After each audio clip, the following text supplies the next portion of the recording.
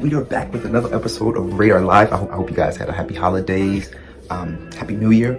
First Radar Live of the new year, so we're just gonna jump right into it. So the first story that we got up on the map, we are gonna take it to Nashville. This story has not been getting a lot of coverage, which I think is really odd. Ain't no telling. So Anthony Quinn Warner was a resident of Nashville, and on Christmas morning of 2019 that just passed, he set off a bomb in his car. It was a suicide bombing in Nashville, in a downtown area. And it killed 8 people, injured a bunch of people, demolished like 40 buildings, including the AT&T transmission building. And this is the strange part about this, right? His girlfriend had submitted information to the police, to the FBI, a while back, like last year sometime, saying that she thought he was making bombs. Typically, when something like that happens, they flag you and start to watch you. So I'm pretty sure they put out information. Then one of the guys, like the head of the FBI, said that he had sent out information, like little packets, I guess, to different people that he knew, telling them what he was going to do prior to him actually doing this explosion and killing all these people, including himself. Strange, right? The FBI had to know this. Like, I can't fathom that you didn't know this information in advance. I just think that's strange. They just been. Next story that we got up on the map. All right, get ready, buckle up. All right.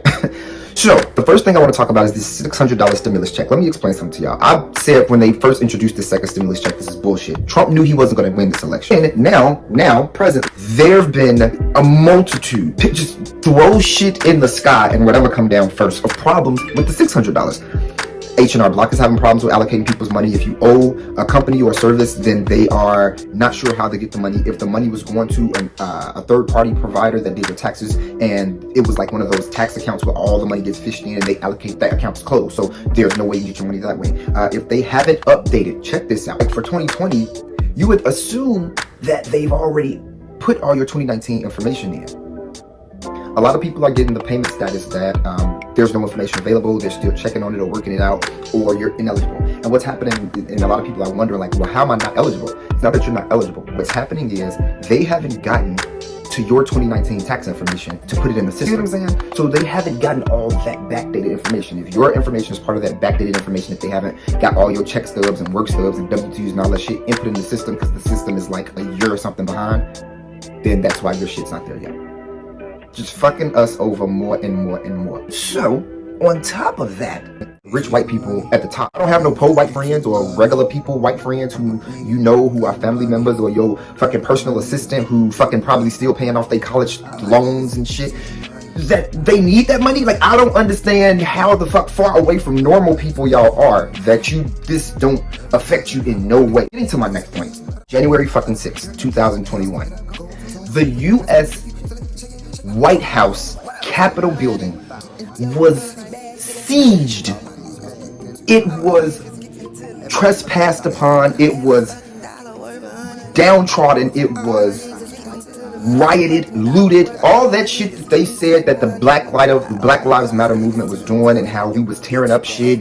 And you didn't understand where we were coming from. If we acted the way y'all acted over Donald Trump about not liking prior presidents, we'd have tore this fucking country apart a long fucking time ago. We protest because of how fucking terrible you are to minorities in this country. Then, the one thing that fuels our fucking everything, y'all take our protests that we institute to get shit on track for us, tell us we're wrong for doing it, throw people in jail, beat people, kill people, run people over. Y'all demean the protest so fucking bad that it incited hatred in other people to the point where you were chasing down Ahmaud Arbery's and shooting people at lights and putting 7 fucking bullet shots through Jacob Blake. It incited racism in other people. You knew what the fuck you were doing, and then you tell us it's wrong, but then you have a protest of your own and storm the U.S. Capitol. If niggas had stormed the White House, bitch, y'all would have flew in security from other countries on our asses. I'll start punching my fucking computer screen. So, next story that we got up on the map, switch it up a little bit. So the legendary fashion designer Pierre Cardin, who was prominent during like the World War II era, he got really known for having like a really modern, chic, sleek look to his clothes. He actually passed away a couple of weeks ago. I want to say Tuesday, actually. So not a couple of weeks ago, a couple of days ago. He passed away Tuesday. The coolest thing about it was, I guess, I don't know if he knew he was going to die or this was just, you know, he was French. He might have just been weird. But he had designed his coffin.